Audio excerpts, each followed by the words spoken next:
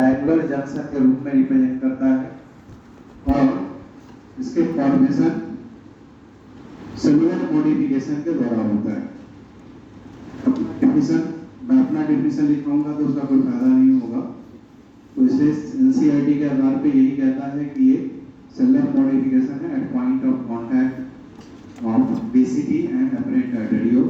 उसके contact point पे आकर के ये एक जंक्शन बनाता है, इसी अपरेटस को कहा जाता है, जिसके जंक्शन बनने से ये सेंसिटिव हो जाता है, इसलिए इसको स्पेशल सेंसिटिव रीजन कहते हैं या स्पेशलाइज्ड रीजन माना जाता है, जो नेफ्रॉन का एक स्पेसिफिक जोन होता है फॉर द रेगुलेशन ऑफ और significant maintenance of glomerular filtration rate. Glomerular filtration rate को मेंटेन करने वाला ये स्ट्रक्चर होता है। तो हम लोग इसमें कह सकते हैं ये जो बनता है फॉर्म बाय सेलुलर मॉडिफिकेशन,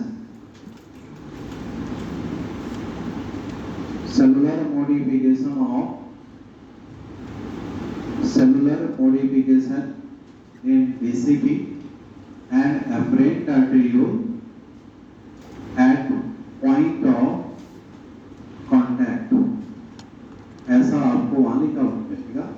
तो ये एक प्रकार जंक्शन है, जो जंक्शन सेलुलर मॉडिफिकेशन से बनता है BCP और apparent arteriole का पॉइंट ऑफ कांटेक्ट, जिसको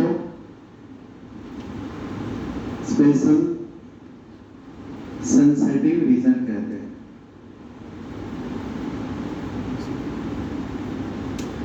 और स्पेशलाइज्ड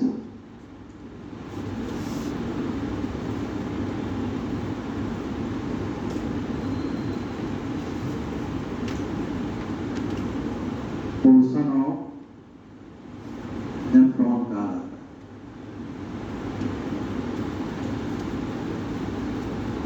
जिसमें हम लोग कह सकते हैं कि ये इफेक्टिव और एफिशिएंट होता है और सिग्निफिकेंट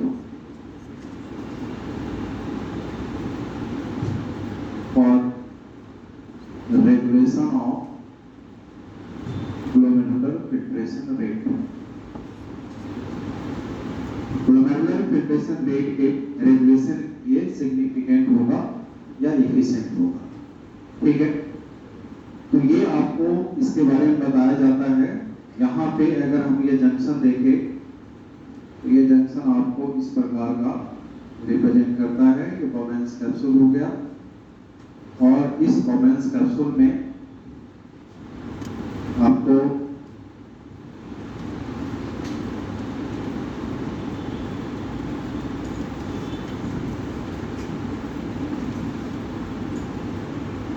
एक ग्लोमेरुलस होता है,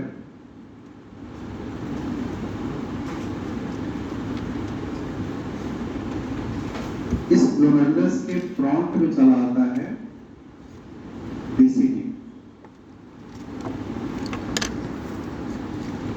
और वो बीसीटी इसके फ्रंट में आकर के इस तरह से अरेंज होता है। बीसीटी का नॉर्मल लाइनिंग क्यूबाइडल सेल्स का होता है, इसका कुछ सेल मॉडिफाई कर जाता और ये कॉलमनर सेल में मॉडिफाई कर जाता, जिसका नाम मैकुला डेंसा दिया जाता है। ये तो अपरेंट आर्टेरियोल है, इसको हमने कहा अपरेंट आर्टेरियोल, ये हो गया अपरेंट आर्टेरियोल। अपरेंट आर्टेरियोल का जो मस्कुलर लेयर होता है उसका सेल मॉडिफाई कर जाता है और इस तरह से ये बनाता है, इसको कहते हैं JG cells, juxtaglomerular cells. इसका मॉडिफिकेशन है muscular cell of muscular layer of afferent arteriole. तो उस अपरेंट आर्टेरियोल का मस्कुलर लेयर का मॉडिफिकेशन होता है, उसी सेल को जेजी सेल्स कहते हैं। और यहाँ पर ये जो ग्लोमेरुलस हुआ उसके अंदर में कैपिलरी होता है, कैपिलरीज और एंडोथेलियम के बीच में कुछ सेल्स होता है, वो सेल आपको इस प्रकार से पाया जाता है जिसमें कि डेंड्राइटिक प्रोसेस होता है, लैसिस पाया जाता है। इसको कहते हैं लैसिस सेल्स, पॉल्किसन सेल्स, टिल सेल्स। ये 3 तरह का सेल्स यहाँ पर डेवलप करता है और ये इस सेलुलर जंक्शन जो होता है वो आपको जस्टाग्लोमेरुलर apparatus को बनाने का काम करता है। ठीक है, तो यहाँ पर ये हो गया बोमेन्स कैप्सूल और ये हो गया ग्लोमेरुलस। इसमें आपको ये रिप्रेजेंट कर रहा है डीसीटी को। डीसीटी का ये जो एनलार्ज सेल्स दिख रहा है इसको हम लोग कहते हैं मैकुला डेंसा। क्या बोला? Macula densa. ये मैकुला डेंसा है जो किस तरह का सेल होगा? कॉलमनर सेल्स होता है। कॉलमनर सेल्स रिप्रेजेंट कर रहा है किसका? डीसीटी। डीसीटी के कॉलमनर सेल्स को हम लोग यहाँ पर मैकुला डेंसा रिप्रेजेंट करते हैं जो सेंसिटिव होता है लो सॉल्ट कंसेंट्रेशन। ये आपको सेंसिटिव होगा to low salt concentration. Low salt concentration से मैकुला डेंसा सेंसिटिव होता है। और यहाँ पे हमने जो बताया कि जो किसके किसके बीच में प्रेजेंट है? Capillary, basement, basal lamina and endothelium, इसके बीच में प्रेजेंट होता है। इस सेल का नाम है पॉल्किसन सेल। पॉल्किसन साइंटिस्ट ने इसको रिपोर्ट किया था, इसलिए पॉल्किसन सेल कहते हैं। बेसल लेमिना एंडोथेलियम के बीच में होता है इसलिए इसको मेसेंचियल सेल कहते हैं। मेसेंचियल सेल कहा जाता है। इसके सेल में प्रोसेस पाया जाता है, डेंड्राइट्स पाया जाता है, लैसिस प्रेजेंट होता है इसलिए इसका नाम लैसिस सेल्स भी देते हैं। तो पॉल्किसन सेल, मेसेंचियल सेल और लैसिस सेल्स के नाम से ये जाना जाता है जो कि रेटिकुलर डेंड्राइटिक सेल्स का फॉर्म रिप्रेजेंट करेगा। ये एक प्रकार का रेटिकुलर डेंड्राइटिक फैगोसाइटिक सेल्स है। फैगोसाइटिक सेल्स का फॉर्म होता है, यानी फैगोसाइटोसिस का काम करता है। इसका मेन फंक्शन है फैगोसाइटोसिस करना। ठीक है, इस बैरियर के पास में किसी भी प्रकार का कोई भी अगर ऑब्स्ट्रक्शन आता है तो फैगोसाइटाइज्ड करके रिमूव करने का काम करता है मेसेंचियल सेल, पॉल्किसन सेल्स। और यहाँ अपेरेंट आर्टेरियल का जो मायोएपिथेलियल सेल्स होता है इसका नाम देते हैं जेजी सेल्स। जेजी सेल मतलब जस्टाग्लोमेरुलर सेल। ये जस्टाग्लोमेरुलर सेल्स हो गया जो मॉडिफाइड मायो एपिथेलियल सेल होता है। तो किसका है? अपेरेंट आर्टेरियल होता है। ठीक है, मॉडिफाइड मायो एपिथेलियल सेल्स है अपेरेंट आर्टेरियल का, जो सेल क्या करता है? एंजाइम और हार्मोन को रिलीज करने का काम करता है। ये रिलीज करता है एंजाइम। इस एंजाइम का नाम है रेनिन। ठीक है, और हार्मोन को रिलीज करता है जिसका नाम है एरिथ्रोपोइटीन। एरिथ्रोपोइटीन बोन मैरो को एक्टिवेट करेगा, आरबीसी प्रोडक्शन को काम करता है। की कम तो समय ये आरबीसी प्रोडक्शन बढ़ाने का काम करेगा और राज मैकेनिज्म को क्रिएट करने का काम करेगा, यानी कि जीएफआर रेगुलेशन में और होता है। समझ गया? तो इसीलिए एंजाइम और हार्मोन दोनों प्रेस करता है जेजी से। इस कारण से किडनी को हेटेरोक्राइन ग्लैंड में रखा जाता है। किडनी को हेटेरोक्राइन ग्लैंड क्यों कहते हैं? क्योंकि ये एंजाइम भी प्रोड्यूस करता है और ये प्रोड्यूस करने वाला है वो है जेजी। समझा? तो इस प्रकार से जस्टाग्लोमेरुलर apparatus से रिलेटेड जो फैक्ट है वो इस प्रकार का है।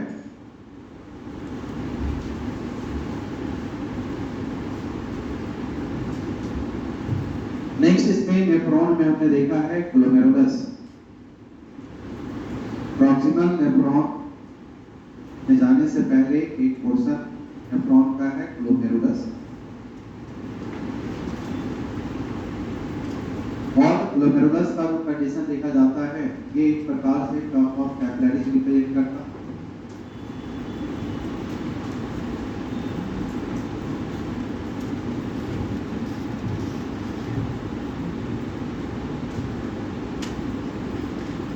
टर्म ऑफ कैपिलरीज, कैपिलरीज का नेटवर्क रिप्रेजेंट करता है जो बना हुआ होता है फॉर्म बाय अब्रेट आर्टरी, ग्लोमेरुलस का फंक्शन अब्रेट आर्टरी ये होता है fine branches of renal artery, fine branches of renal artery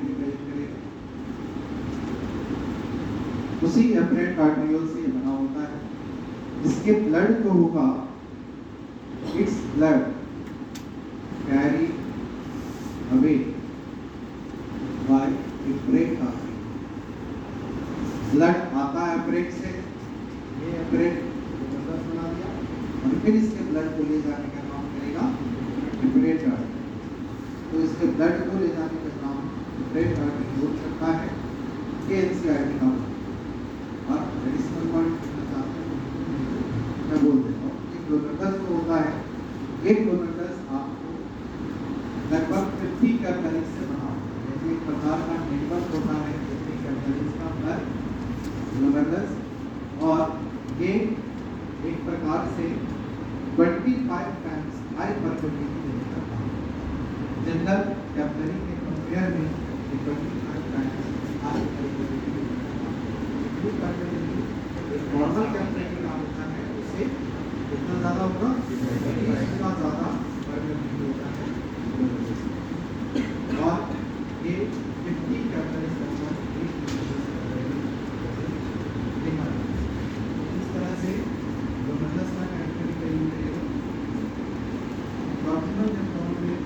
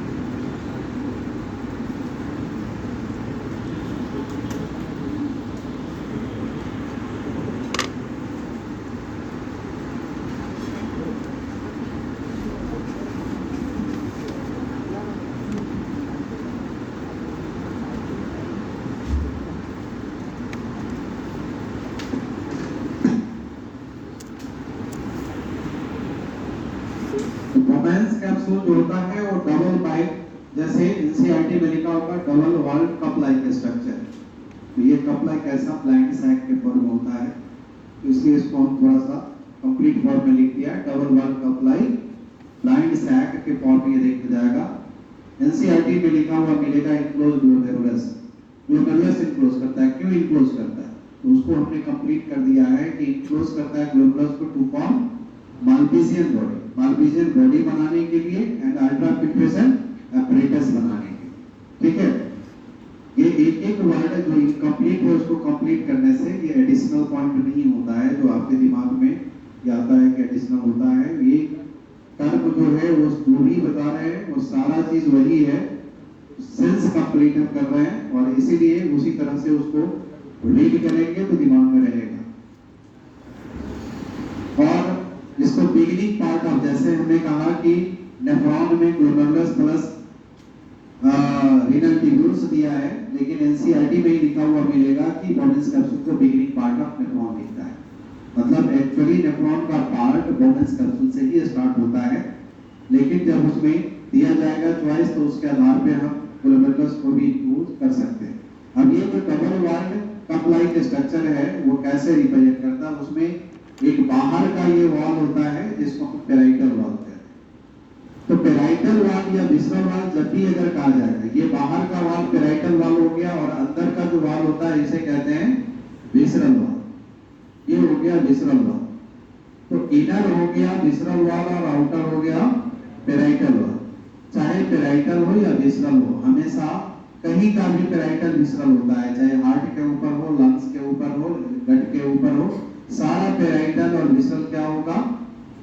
ये मेसोडर्मल सिंपल स्क्वामस एपिथेलियम को रिप्रेजेंट करता है। मतलब ये आपको मेसोडर्मल सिंपल स्क्वामस एपिथेलियम को रिप्रेजेंट करता है, ठीक है। यानी विसरल वॉल जो है ये भी आपको क्या है? मेसोडर्मल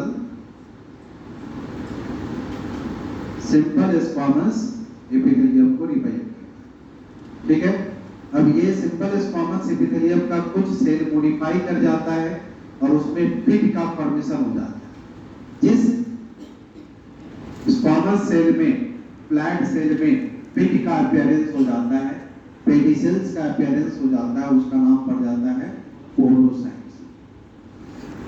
इसी में कुछ सेल मॉडिफाई करेगा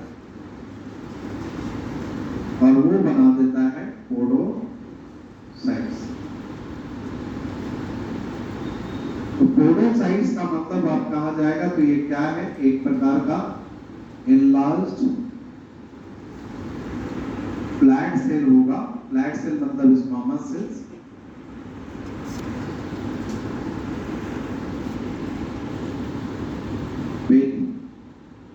पेडिसेल्स होता है। पेडिसेल्स मतलब फिट इसमें प्रेजेंट होगा। तो पेडिसेल्स फिट प्रेजेंट होने के कारण नाम पड़ गया पोडोसाइट्स। पेराइटल वॉल और विसरल वॉल के बीच का जो स्पेस होता है, स्पेस को हम कहते हैं बोमेन्स स्पेस।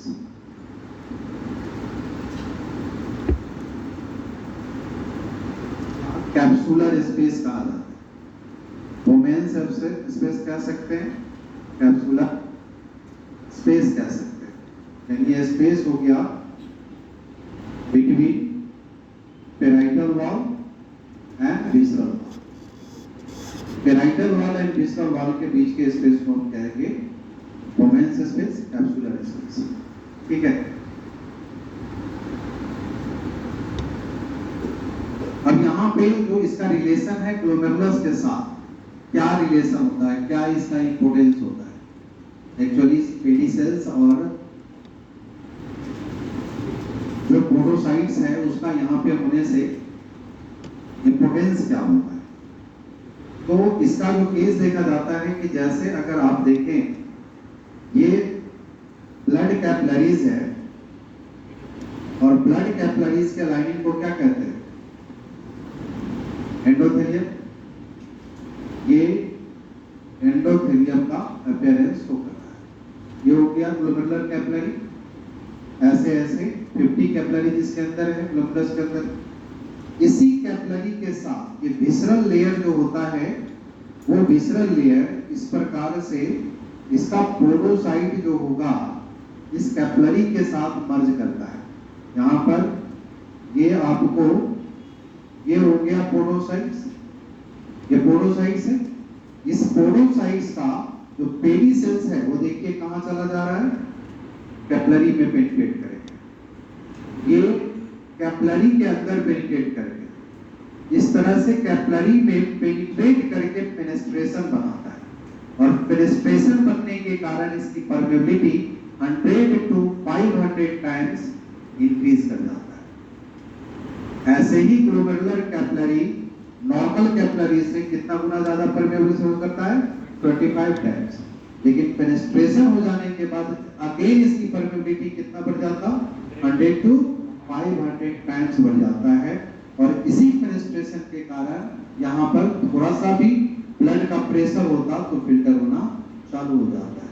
उस ब्लड प्रेशर को ग्लोमेरुलर हाइड्रोस्टैटिक प्रेशर बोलते हैं। तो उस प्रेशर से फिल्टर होना चालू हो जाता है। तो ये फेनेस्ट्रेशन फिल्ट्रेशन का साइट बनाने का काम करता है। तो इस तरह से ये आपको देखा जाता है कि पोरोसाइट का इंपॉर्टेंस है फेनेस्ट्रेशन बनाना। ठीक है, तो ये आपका ग्लोमेरुलर कैपिलरी हो गया। इसको कहते ग्लोमेरुलर कैपिलरी। और ग्लोमेरुलर कैपिलरी में आपको ये लाइनिंग है, इसको हम कह दिए क्या, एंडोथेलियम। ग्लोमेरुलर एंडो, या हम सीधा लिख देते हैं कैपिलरी एंडोथेलियम, समझ में आ जाएगा। कैपिलरी एंडोथेलियम, ग्लोमेरुलर कैपिलरी का एंडोथेलियम यानी कि स्क्वामस एपिथेलियम हो गया। इस दोनों के बीच में इसका बेसमेंट मेम्ब्रेन और इसका बेसमेंट मेम्ब्रेन यहाँ पर आइदर फ्यूज रहेगा या सेपरेट रहेगा। ओवरऑल ये बेसमेंट पोजीशन को रिप्रेजेंट करता है। तो इसको हम बेसमेंट मेम्ब्रेन कह सकते हैं, सब्सटेंस कह सकते हैं। बेसमेंट मेम्ब्रेन और बेसमेंट सब्सटेंस रिप्रेजेंट कर सकते हैं। और यहाँ विसरल पेरिटोनियम का लाइनिंग है। और विसरल पेरिटोनियम कौन सा एपिथेलियम है, स्क्वामस एपिथेलियम है। तो ये आपको रिप्रेजेंट करता है विसरल स्क्वामस एपिथेलियम। ये तीन लेयर मिल करके बनाता है अल्ट्रा फिल्ट्रेशन मेम्ब्रेन। इसको कहेंगे अल्ट्रा फिल्ट्रेशन मेम्ब्रेन। जैसे रेस्पिरेटरी मेम्ब्रेन बनता है उसी प्रकार से अल्ट्रा फिल्ट्रेशन मेम्ब्रेन का भी फॉर्मेशन होता। तो अल्ट्रा फिल्ट्रेशन मेम्ब्रेन में simple squamous epithelium blood vessels का, simple squamous epithelium visceral peritoneum का and basement membrane of both epithelium, ये तीन लेयर मिल करके बना दिया अल्ट्रा फिल्ट्रेशन मेम्ब्रेन। समझ गए? तो ये इस प्रकार से इसका फॉर्मेशन होता है।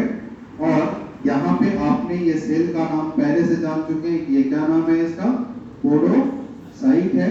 और पोरोसाइट्स में जो ये फीट लाइक स्ट्रक्चर है, ये जो फीट लाइक स्ट्रक्चर दिख रहा है, इसका नाम देते हैं पेडिसेल्स, यानी फीट बोलते हैं। ठीक है, और इस पेडिसेल्स बीच में जो गैप रिप्रेजेंट कर रहा है, ये जो गैप है इसको फेनेस्ट्रेशन स्लिट कहते हैं, यानी फिल्ट्रेशन स्लिट कह सकते हैं, फिल्टर स्लिट और कह सकते हैं। तो इस तरह से ये दोनों मिलकर के ही बनाता है आपको फेनेस्ट्रेशन। यानी आपको इसमें अगर कहना होगा तो आप इस तरह से कह सकते हो कि पेडिसेल्स प्लस फिल्ट्रेशन स्लिट या पोर, इसको कहते हैं फेनेस्ट्रेशन। फेनेस्ट्रेशन जो कि इंक्रीज करता है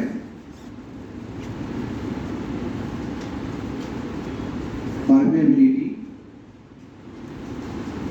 by 100 to 500 times।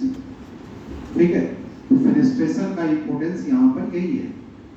जो फिल्ट्रेशन स्लिट हमने कहा, ये एक प्रकार का माइन्यूट स्पेस है बिटवीन पेडिसेल्स।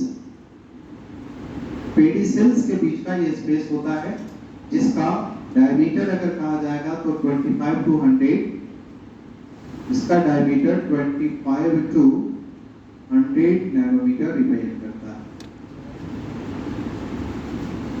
25 to 100 नैनोमीटर रिप्रेजेंट करता है। ये एनसीईआरटी में नहीं है, तो नहीं लिखना चाहेंगे तो वो चल सकता है। पेडिसेल्स जो रिप्रेजेंट करता, ये क्या है? ये हो गया फिट लाइक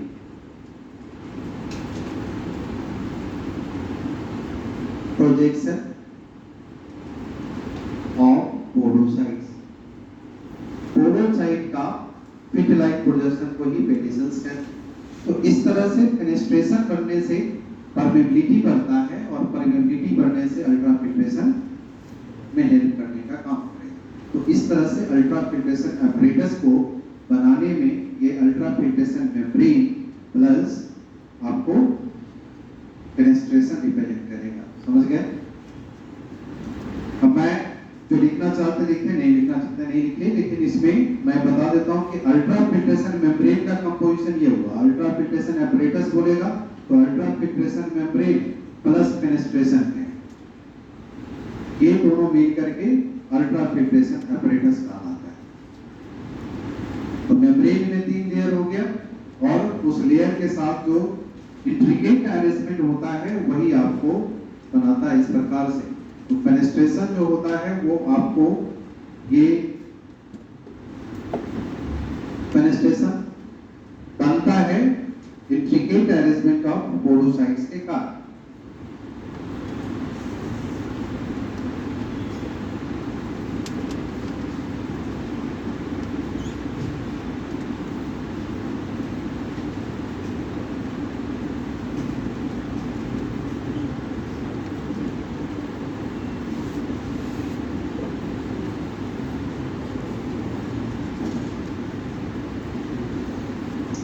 कुछ जगह ये लिखा हुआ मिलेगा intricate arrangement. Intricate arrangement of podocytes का मतलब यहाँ पर ये हुआ फ्यूजन।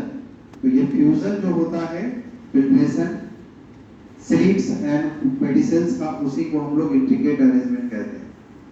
तो जहां भी ये कुछ सेंटेंस अगर मिलता है तो इसका मीनिंग यहाँ पर यही होता है। लिखने की जरूरत नहीं है, समझना है समझ लीजिए, क्योंकि जो पॉइंट एनसीईआरटी का है वो आपको मेंशन कर दिया है। अब ये सब उसमें ये टर्मिनोलॉजी आपको क्वेश्चन में मिलता है, तो उसको होने से पहले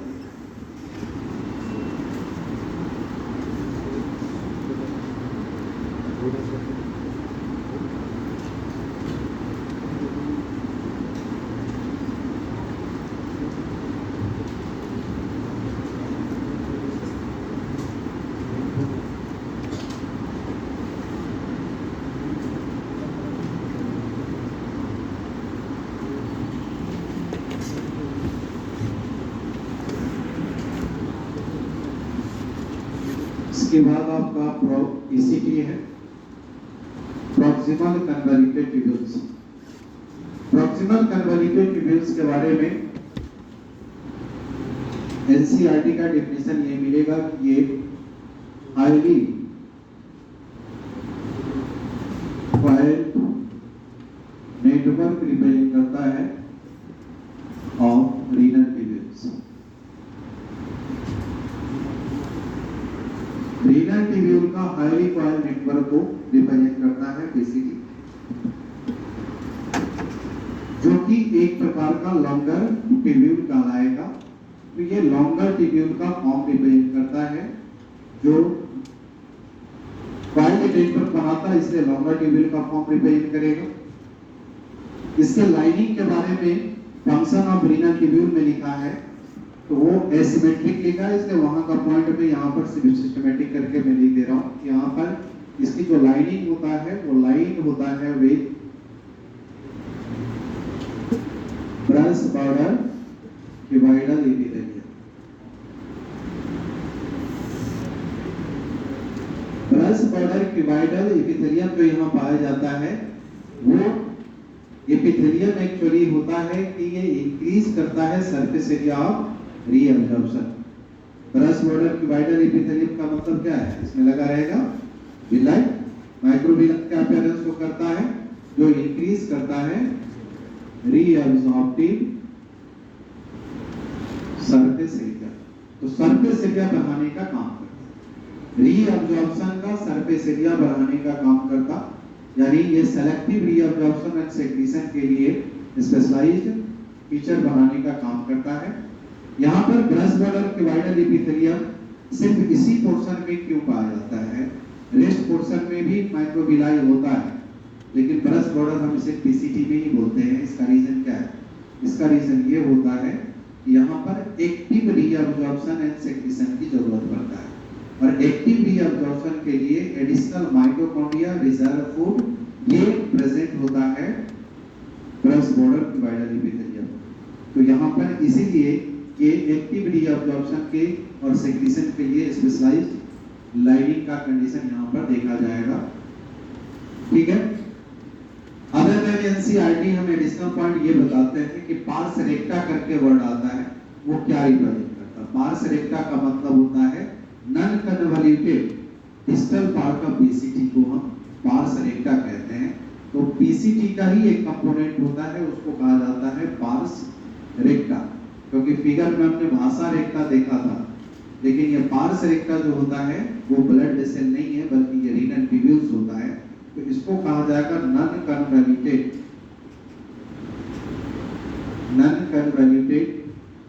distal part of PCT opens into loop of Henle।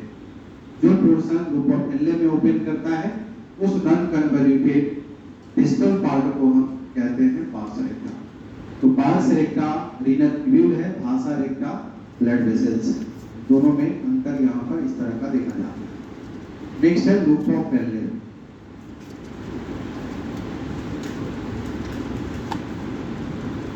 Loop of Henley के बारे में अगर कहेंगे तो लूप ऑफ हेनले ये एक प्रकार से रिप्रेजेंट करता है you tube like air pin से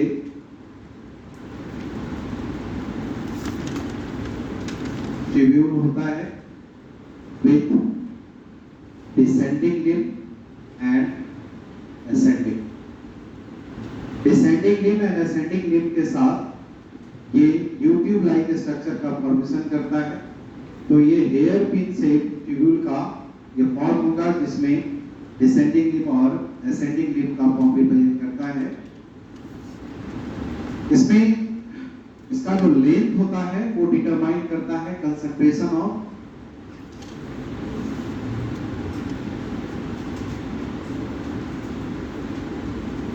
इट्स लेंथ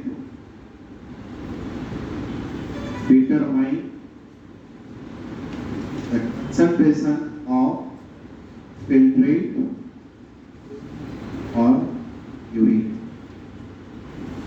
इसीलिए अगर आपसे क्वेश्चन पूछा जाता है कि कंसंट्रेशन ऑफ यूरिन ये किस पे डिपेंड करेगा, तो ये डिपेंड करता है आपको लूप ऑफ एंड पीसीटी, ये दोनों के ऊपर डिपेंड करता है। और इसमें आपको क्वेश्चन आया है इस प्रकार से, एक बार क्वेश्चन आया कि लूप ऑफ हेनले निकाल देंगे तो यूरिन के कंसंट्रेशन पे क्या इफेक्ट होगा। दूसरी बार क्वेश्चन आया लूप ऑफ हेनले को निकाल देंगे तो कंसंट्रेशन में क्या इफेक्ट होगा। तो ये दोनों ही केस में यूरिन डाइल्यूटेड हो जाएगा, क्योंकि ये पोर्शन नहीं होने से कंसंट्रेशन इंक्रीज नहीं कर पाएगा। तो लूप ऑफ हेनले और पीसीटी दोनों ही के कंसंट्रेशन के लिए जरूरी होता है। तो ये कंसंट्रेशन ऑफ यूरिन डिटरमाइन करने का काम करता है length of loop of Henley.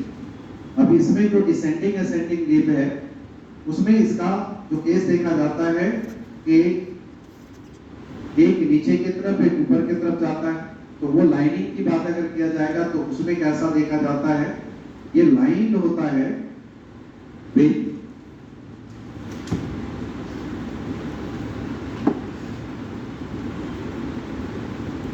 Cuboidal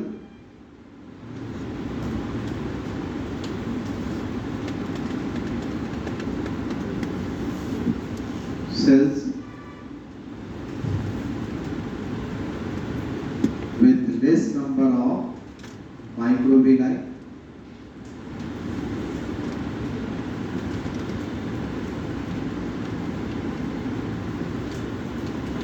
in thick segment and squamous यानी flat cell, squamous cells with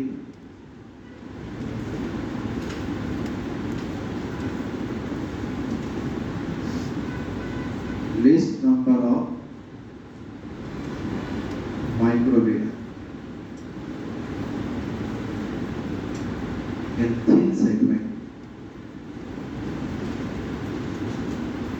तो थिक सेगमेंट में क्योंकि हमने फिगर बनाया था तो बताया था कि डिसेंडिंग लिम्ब में भी थिक सेगमेंट था, असेंडिंग लिम्ब में भी थिक सेगमेंट था, डिसेंडिंग लिम्ब में थिक सेगमेंट था, असेंडिंग में भी थिक सेगमेंट था। तो थिक सेगमेंट जो जिसमें भी हो, डिसेंडिंग असेंडिंग किसी में भी, थिक सेगमेंट का लाइनिंग होगा क्यूबाइडल सेल्स जिसमें माइक्रोविलाई कम नंबर में होता है, और स्क्वामस सेल्स का लाइनिंग आपको देखा जाता है थिन सेगमेंट में। तो thin segment lining squamous cells का होगा, थिक सेगमेंट में लाइनिंग क्यूबाइडल सेल्स का रिप्रेजेंट करता है। तो इस प्रकार से इसमें देखा जाता, और जो एयर पिन है वो थिन सेगमेंट का पोर्शन रिप्रेजेंट करता है, तो उसमें भी फ्लैट सेल्स का ही अपीयरेंस रिप्रेजेंट करेगा। तो लूप ऑफ हेनले का कैरेक्टर इस प्रकार का देखा जाता है। जी सर।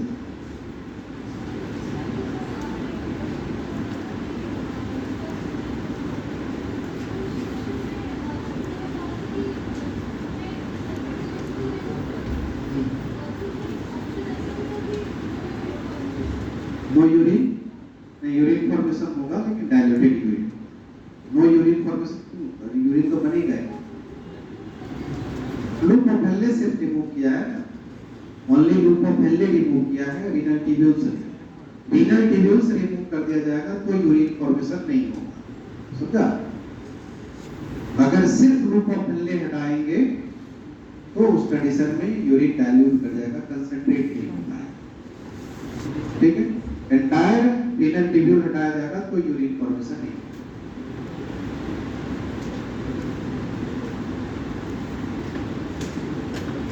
डीसीटी, डीसीटी में लिखा हुआ मिलेगा highly coiled tubular region of renal tubule. Renal tubule का हाईली फाइल्ड ट्यूबुलर रीजन माना जाता है। तो ट्यूबुलर रीजन के रूप में रिप्रेजेंट करता है डीसीटी। ये पॉइंट एनसीईआरटी का है, लेकिन अगर आपसे पूछा जाएगा टोटल नेफ्रॉन में सबसे लॉन्गेस्ट पार्ट कौन है, अभी हमने डीसीटी में लिखा था highly coiled network of renal tubules, उसके लैंग्वेज के आधार पे, और क्वेश्चन मांग गया लॉन्गेस्ट पार्ट ऑफ नेफ्रॉन, तो उस कंडीशन में हम क्या आंसर करेंगे? ये आपको सबसे लॉन्गेस्ट होता है। लॉन्गेस्ट पार्ट अगर नेफ्रॉन का पूछा जाएगा तो डीसीटी होता है, लेकिन हाईली कॉइल्ड नेटवर्क किसके बारे में बोल रहा है? डीसीटी के बारे में। लेकिन लेंथ सबसे ज्यादा होता है किसका? डीसीटी का। उसमें कॉइलिंग ज्यादा है, इसमें लेंथ ज्यादा है। तो यहाँ पे क्या होता है कि ये लेंथ जो होता है ये भी एक प्रकार से इस केस में रेगुलेशन का काम करता है कुछ अदर एनिमल्स के लिए, और इसका लेंथ खास करके अगर लॉन्गेस्ट कहा तो लॉन्गेस्ट में भी स्पेसिफिक किस में पाया जाता है? सबसे लॉन्गेस्ट डीसीटी प्रेजेंट होता है डेजर्ट एनिमल्स में। ये आपको मेनली इन डेजर्ट एनिमल्स में सबसे लॉन्गेस्ट डीसीटी पाया जाता है, क्योंकि वहां पर कंजर्वेशन ऑफ वाटर की जरूरत पड़ता है, वाटर को कंजर्व करना जरूरी रहता है, तो इसलिए लॉन्गेस्ट पोर्शन आपको ये रिप्रेजेंट करता है। इसमें लाइनिंग अगर बोला जाएगा तो ये लाइन होता है with simple cuboidal epithelial with simple cuboidal epithelium with few columnar cells. वो columnar cells कौन है? Macula densa. समझ गए? मेनली क्यूबाइडल एपिथेलियम होगा, उसमें कुछ columnar cells होता है जिसको हम लोग मैकुला डेंसा कहते हैं। having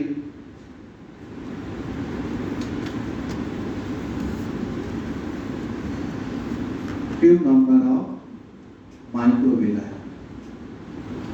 तो माइक्रोविलाई यहाँ पर भी प्रेजेंट होता है, ये बहुत कम होता है।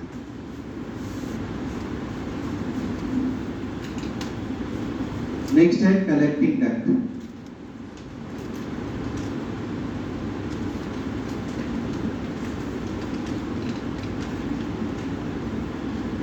एनसीईआरटी में एक पॉइंट लिखा होगा कि DCT opens into straight tube called collecting duct.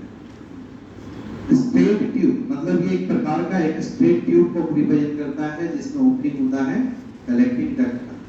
तो ये collecting duct long straight tube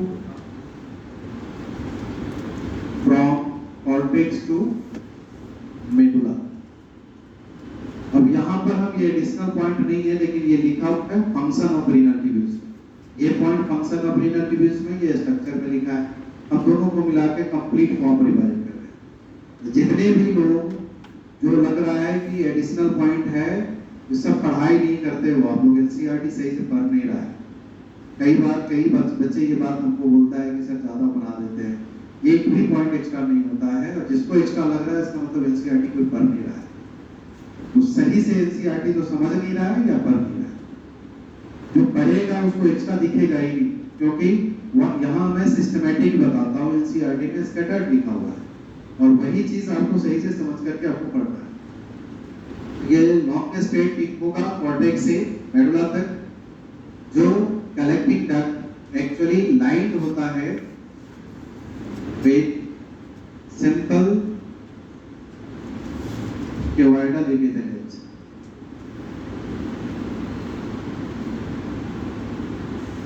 with least number of microvilli। ये लाइनिंग वाला पोर्शन सारे में नहीं लिखा हुआ है। लाइनिंग वाले पोर्शन हम सारे पार्ट में हमने भी एक्सप्लेन किया है, लेकिन एनसीईआरटी में दो ही पार्ट में लिखा है, तो हमने सभी पोर्शन को कंप्लीट कर दिया है। तो लाइनिंग में जो ये पॉइंट्स दिखाया है वो सबका कैरेक्टर आपको ये दिमाग में रखना है। और ये कलेक्टिंग डक्ट जो होता है ये आपको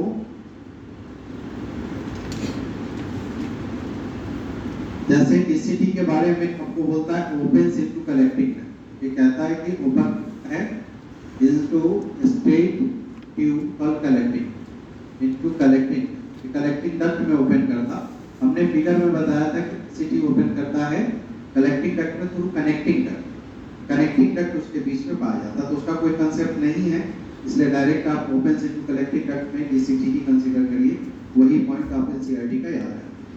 अब कलेक्टिंग डक्ट से रिलेटेड इतना ही फैक्ट यहाँ पर दिया गया है, लेकिन टोटल कलेक्टिंग डक्ट आपके किडनी में 250 होता है। इसका अगर नंबर बोला जाएगा कलेक्टिंग डक्ट का, तो ये टोटल नंबर आपका 250 होता है पर किडनी। ये एडिशनल पॉइंट है, लिखना चाहे तो लिखिए, नहीं तो नहीं लिखिए। देखिए ये 250 पर किडनी आपको कलेक्टिंग डक्ट रिप्रेजेंट करता है, और यहाँ पर हर कलेक्टिंग डक्ट में कितने 4000 नेफ्रॉन पाया जाता है। 4000 नेफ्रॉन्स होता है पर कलेक्टिंग डक्ट। हर कलेक्टिंग डक्ट में 4000 नेफ्रॉन है, इसलिए टोटल नेफ्रॉन कितना हो गया 1 बिलियन हो जाता है। तो इस तरह से ये आपका कलेक्टिंग डक्ट का फीचर रिप्रेजेंट करता है। अब वो एनसीईआरटी में जैसे लिखा होगा कि कलेक्टिंग डक्ट जो होता है ये कलेक्टिंग डक्ट इमर्ज करता है, इसका ओपनिंग रिप्रेजेंट करता है, इमर्ज करता है माइनर कैलिसेस में,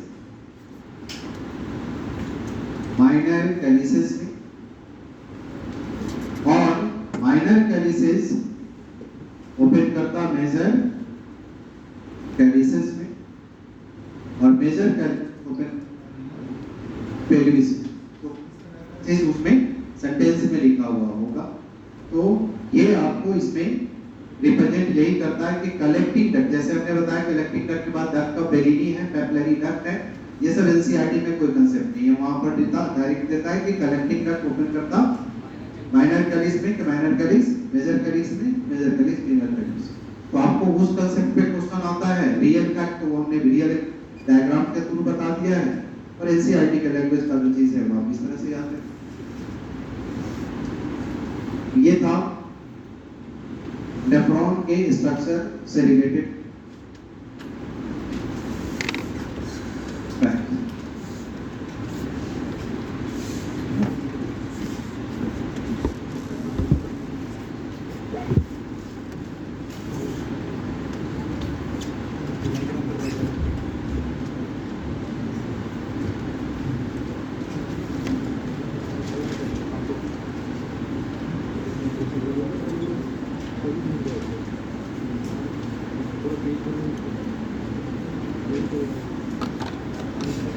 Physiology of excretion.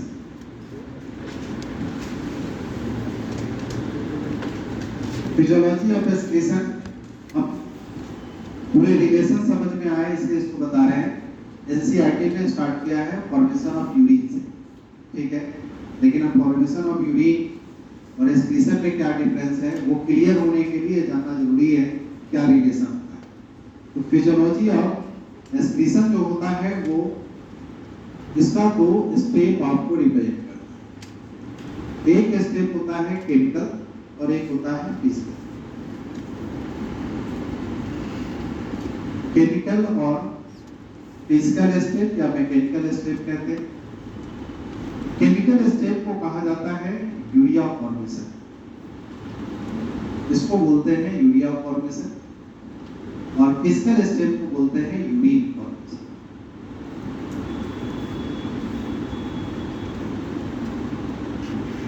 ठीक है, और यूरिया फॉर्मेशन आप ऑलरेडी देख चुके हैं, यूरिया साइकिल के थ्रू होता है। यूरिन फॉर्मेशन की अगर बात किया जाए तो यूरिन फॉर्मेशन में ये देखा जाता है 3 स्टेप। ये होता है थ्रू 3 फेज, और ये 3 फेज आपको रिप्रेजेंट करता है ultra filtration, selective reabsorption,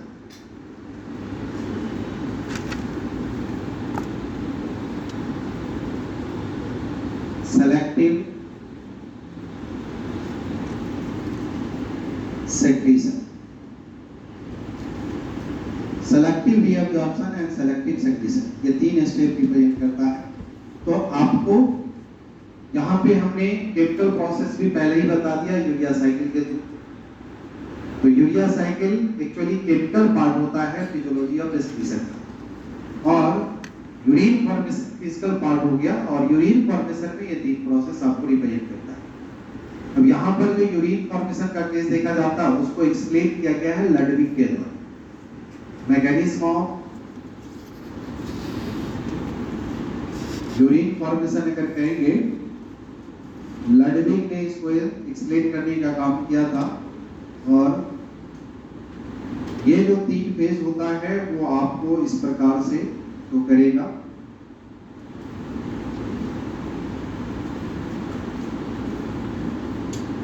blood vessels और रीनल ट्यूब्यूल्स दोनों का रोल इसमें प्रेजेंट होता है।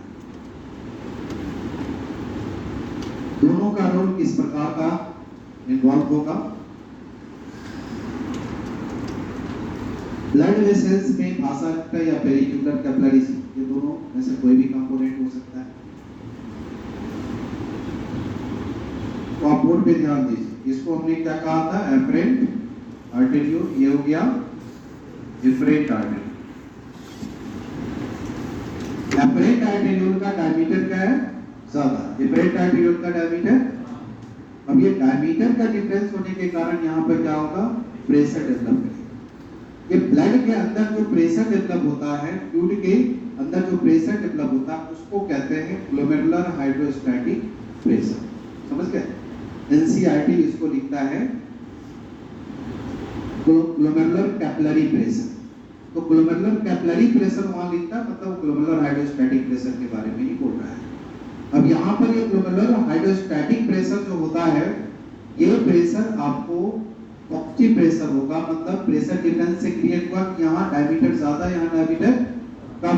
अब ये डायमीटर का डिफरेंस होने से प्रेशर क्रिएट हुआ।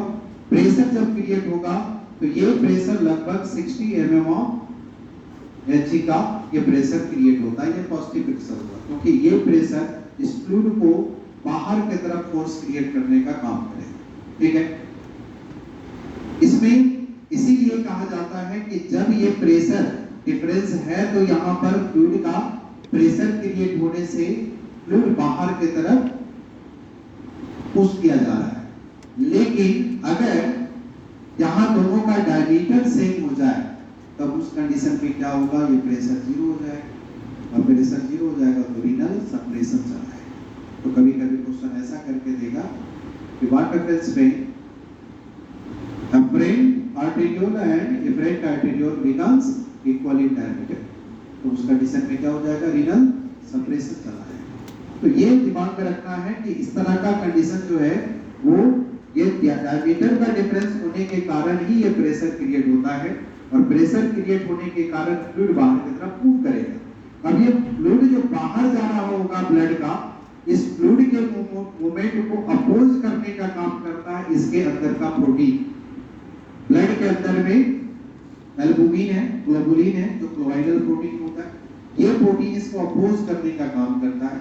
यानी क्या हो गया, निगेटिव प्रेशर क्रिएट हुआ। ये जो निगेटिव प्रेशर क्रिएट होता है इसको हम लोग कहते हैं ब्लड क्लोराइडल ऑस्मोटिक प्रेशर। क्या नाम देते हैं, ब्लड क्लोराइडल ऑस्मोटिक प्रेशर। जो प्रेशर क्या होगा, निगेटिव, समझ गए। और ये प्रेशर आपको लगभग 30 mm ऑफ Hg रिप्रेजेंट करता है। तो 60 से फोर्स कर रहा है और अपोजिंग फोर्स कितना है, 30, फिर भी कितना प्लस हो गया।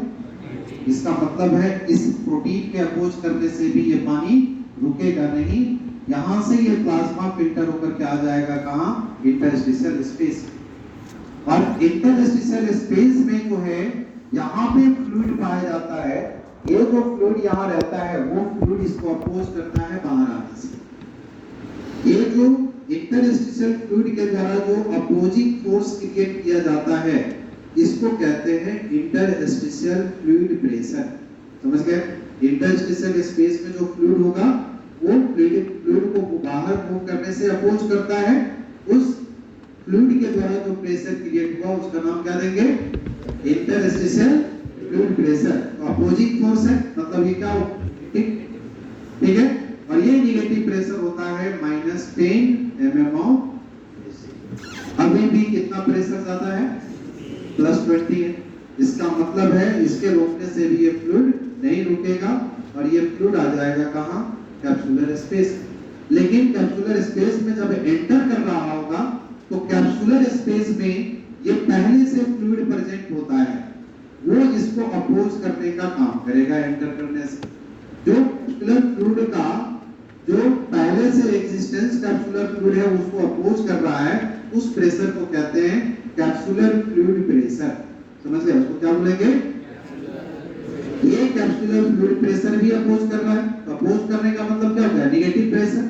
यानी ये भी निगेटिव प्रेशर होता है और ये होता है 10 mm ऑफ Hg। समझ गए। ये आपको अपोजिंग प्रेशर इस प्रकार का हुआ। तो इंटरस्टिशियल फ्लूइड प्रेशर और कैप्सुलर फ्लूइड प्रेशर को ओवरऑल ये कैप्सुलर हाइड्रोस्टैटिक प्रेशर कहा जाता है। दोनों ही फ्लूइड का प्रेशर है। इस प्रेशर को क्या कहा जाएगा, कैप्सुलर हाइड्रोस्टैटिक प्रेशर कहा जाएगा।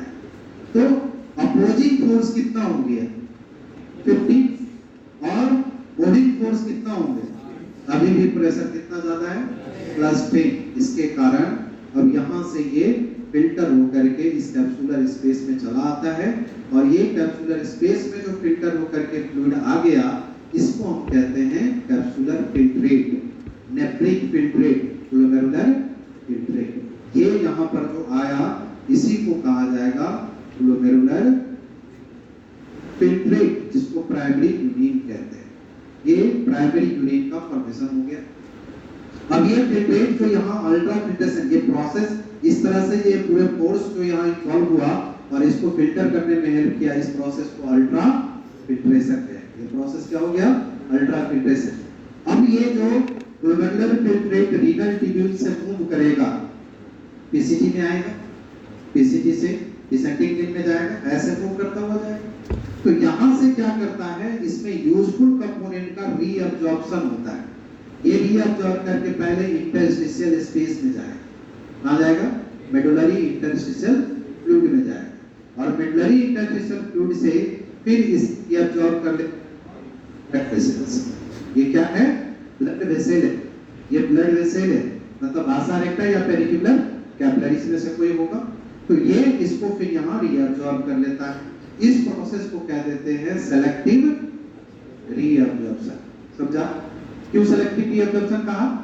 पूरे कंपोनेंट को रीअब्जॉर्ब नहीं कर रहा, ओनली यूजफुल कंपोनेंट को रीअब्जॉर्ब कर रहा है, इसलिए नाम पड़ गया सेलेक्टिव रीअब्जॉर्प्शन। इसी मूवमेंट के दौरान क्या होता है कि जो यहाँ पे ग्लोमेरुलस हमारा है, हमारे अंदर ग्लोमेरुलस है, तो लगभग जितने भी टॉक्सिन है वो फिल्टर हो चुका है, लेकिन जिसका ग्लोमेरुलस इफेक्टिव काम नहीं करता, या हमारे केस में कुछ ऐसे टॉक्सिन जो ब्लड से पास कर चुका है, वो अगेन यहाँ से सेक्रीट करके पहले आता है इंटरस्टिशियल स्पेस, और इंटरस्टिशियल स्पेस से ट्यूबुलर सेल्स इसको खींच करके ले आता है रीनल ट्यूब्यूल।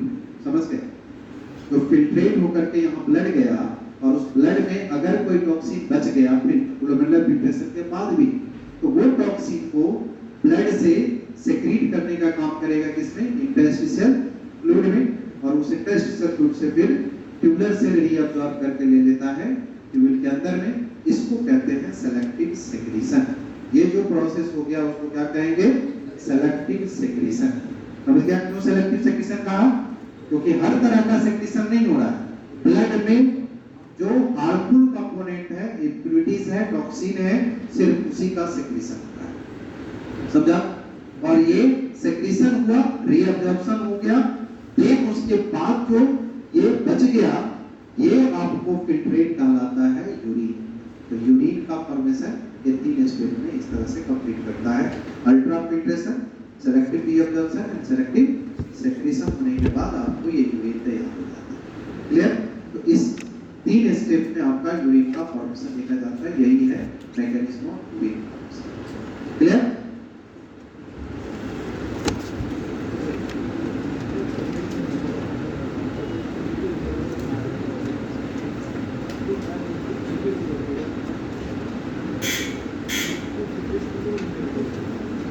इसमें आपका जैसे अल्ट्रा फिल्ट्रेशन पहला स्टेप है, अल्ट्रा फिल्ट्रेशन।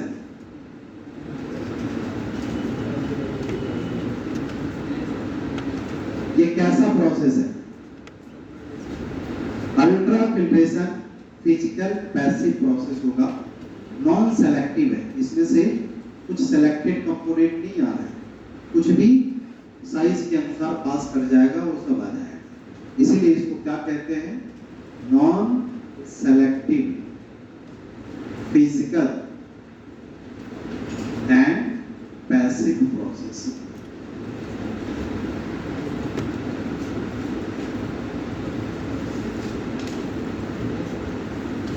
ये आपको सबसे पहला स्टेप रिप्रेजेंट करता है यूरिन फॉर्मेशन में, और ये देखा जाता है ऐसा जो ये प्रोसेस होता है वो क्यों होता है? तो ये देखा जाता है due to glomerular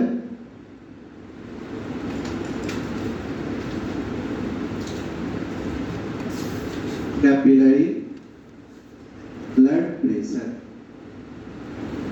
glomerular capillary blood pressure बोल रहा है, जिसको हमने क्या बोला है? Glomerular hydrostatic pressure. एलसीआरटी जिसको ग्लोमेरुलर कैपिलरी ब्लड प्रेशर लिखा, उसको हमने क्या कहा है? Glomerular hydrostatic pressure. तो इस प्रेशर के कारण ये एक्चुअली होता है। ठीक है? तो यहाँ पर ग्लोमेरुलर कैपिलरी ब्लड प्रेशर ही इसका अल्ट्रा फिल्ट्रेशन का कारण बनता है, लेकिन ये कारण नहीं है। एलसीआरटी का पॉइंट इसलिए हमने लिख दिया, ये फिल्टर एक्चुअली फाइनली फिल्ट्रेशन का मतलब हुआ कि जब ये फिल्ट्रेट के रूप में तैयार हो जाएगा तब फिल्ट्रेशन कहा जाएगा। जब तक ये तो सिर्फ पुल कर रहा है, बाहर की तरफ धक्का दे रहा है, लेकिन वो जब तक निकल के वहां नहीं आएगा तब तक अल्ट्रा फिल्ट्रेशन नहीं कराएगा। तो वो वहां तक आने के लिए कौन रिस्पॉन्सिबल है? नेट फिल्ट्रेशन प्रेशर कितना? 10 मर्क्यूरी प्रेशर, यानी ये होता है नेट फिल्ट्रेशन। तो एनसीईआरटी के अनुसार ये आंसर करना, लेकिन एक्चुअली होता है ये due to net filtration pressure, जिसको हम इफेक्टिव फिल्ट्रेशन प्रेशर भी कहते हैं। ठीक है, तो अल्ट्रा फिल्ट्रेशन का एक्चुअल फैक्ट है कि ये नेट फिल्ट्रेशन के कारण होता, अल्ट्रा फिल्ट्रेशन के कारण होता। ये अल्ट्रा फिल्ट्रेशन होगा कैसे? तो ये देखा जाता है थ्रू अल्ट्रा फिल्ट्रेशन मेम्ब्रेन, जो ऑलरेडी हमने उसमें देखा। तो अल्ट्रा फिल्ट्रेशन मेम्ब्रेन के द्वारा ये होगा, और ये फिल्टर करता है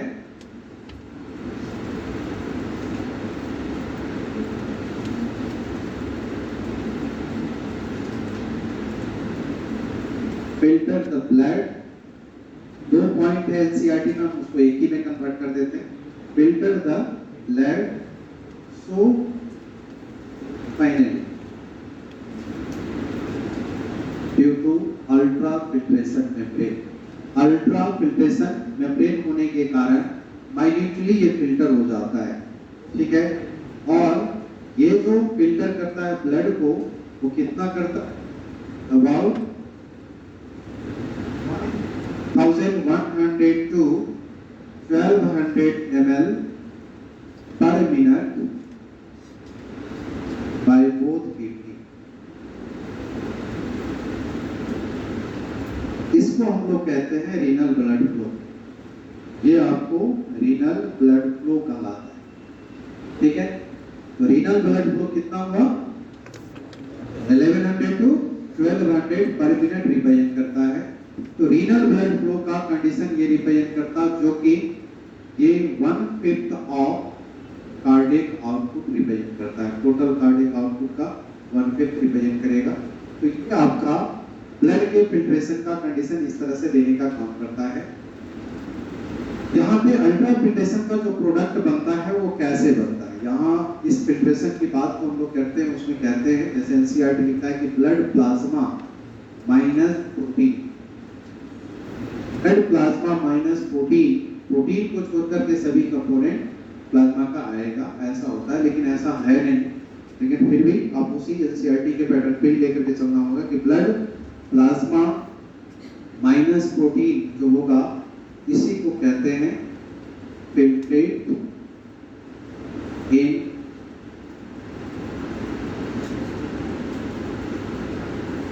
कैप्सुलर स्पेस, जिसको हम लोग कह देते हैं nephric filtrate, glomerular filtrate, capsular filtrate. तो नेफ्रिक फिल्ट्रेट, कैप्सुलर फिल्ट्रेट या ग्लोमेरुलर फिल्ट्रेट ये कहलाता है। इसको हम प्राइमरी यूरिन भी कहते हैं। ये प्राइमरी यूरिन के नाम से जाना जाएगा, जो आइसोऑस्मोटिक होता है to blood plasma. Blood plasma के आइसोऑस्मोटिक होगा और अल्कलाइन इन नेचर होगा।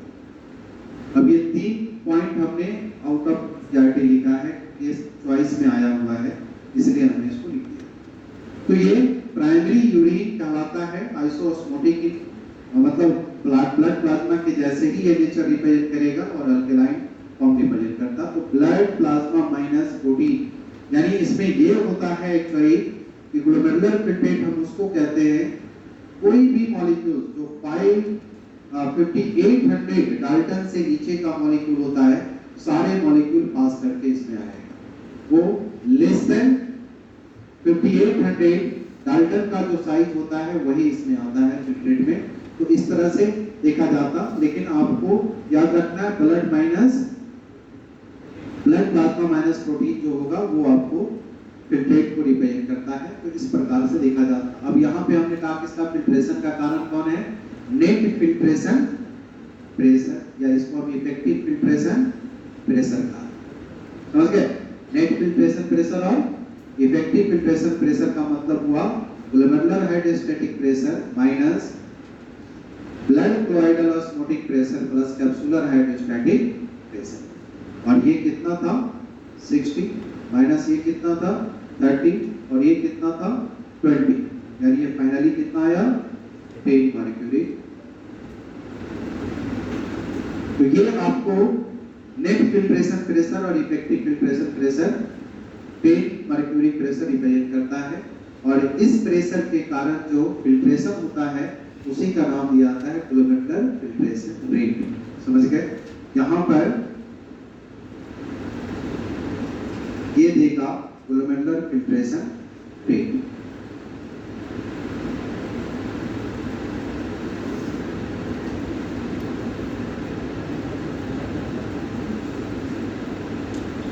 ग्लोमेरुलर फिल्ट्रेशन रेट का मतलब होता है फिल्ट्रेट फॉर्मेशन पर मिनट बाय बोथ किडनी।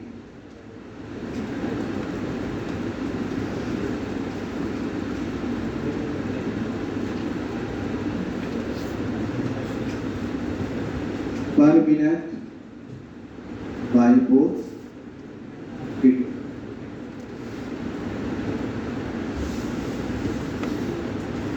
और ये आपको 125 ml रिप्रेजेंट करता है। ग्लोमेरुलर फिल्ट्रेशन रेट 125 ml होता है। पर मिनट के हिसाब से ये लिया जाएगा। 7.5 लीटर होता है पर आवर और 180 लीटर होगा पर डे। इस तरह से इसके फिल्ट्रेशन का रेट रिप्रेजेंट करता है। तो ग्लोमेरुलर फिल्ट्रेशन रेट जो होगा 125 ml रिप्रेजेंट करता है। और ये प्लाज्मा के साथ अगर रेशियो लिया जाएगा तो उसको कहते हैं नॉर्मल फिल्ट्रेशन फ्रैक्शन। और नॉर्मल फिल्ट्रेशन फ्रैक्शन से हमें पता चलता है कि आपका किडनी का फंक्शन सही है या एबनॉर्मल है। तो आपको पूछा जाएगा ग्लोमेरुलर फिल्ट्रेशन रेट जो डायग्नोज किया जाता है, diagnosed with inulin and normal filtration fraction। Inulin एक ऐसा बताए थे बायोमोलिक्यूल्स में, क्या कहा था इसको? Smallest polysaccharide. ये स्मॉलेस्ट पॉलीसेकेराइड है, लेकिन इसका कोई एंजाइम हमारे बॉडी में नहीं पाया जाता, इसका मेटाबॉलिज्म हमारे बॉडी में नहीं होता है। इसीलिए हमारे ब्लड से ये किडनी में डायरेक्ट आता और वहां से डायरेक्ट फिल्टर होकर बाहर निकल जाता है। अगर ये फिल्टर हो रहा है इसका मतलब ग्लोमेरुलर फिल्ट्रेशन नॉर्मल है। अगर ये फिल्टर नहीं हो रहा है इसका मतलब रीनल फिल्ट्रेशन में प्रॉब्लम है। समझ गए? तो ये इनुलिन के द्वारा भी डायग्नोज किया जा सकता है, नॉर्मल फिल्ट्रेशन फ्रैक्शन के द्वारा भी डायग्नोज किया जा सकता है। तो नॉर्मल फिल्ट्रेशन फ्रैक्शन क्या है? नॉर्मल फिल्ट्रेशन फ्रैक्शन का मतलब हुआ glomerular filtration rate divided by renal plasma flow। renal plasma flow आपका ग्लोमेरुलर फिल्ट्रेशन रेट कितना बताया? 125। और renal plasma flow कितना है? 1100 से 1200 का। 1100 से 1200 का जो है आप 55% निकालिए तो लगभग कितना आ जाएगा? 700 ml। तो 700 ml ये रिप्रेजेंट करेगा, मतलब इसको डिवाइड करके तो लगभग 16 to 21% हमारा नॉर्मल फिल्ट्रेशन फ्रैक्शन रहना चाहिए नॉर्मल किडनी के। अगर हेल्दी किडनी चाहिए तो हेल्दी किडनी के लिए ये वैल्यू रिप्रेजेंट करता है। हेल्दी किडनी का मतलब है आपके किडनी का नॉर्मल फिल्ट्रेशन फ्रैक्शन 16 to 21% होना चाहिए। समझ गया? तो ये नॉर्मल फिल्ट्रेशन फ्रैक्शन का कंडीशन शो करता है। ये था अल्ट्रा फिल्ट्रेशन। वो कैप्सुलर हाइड्रोस्टैटिक प्रेशर, दोनों को मिला के कैप्सुलर हाइड्रोस्टैटिक प्रेशर है। कहाँ? 1/5 of cardiac output. Renal blood flow, renal blood flow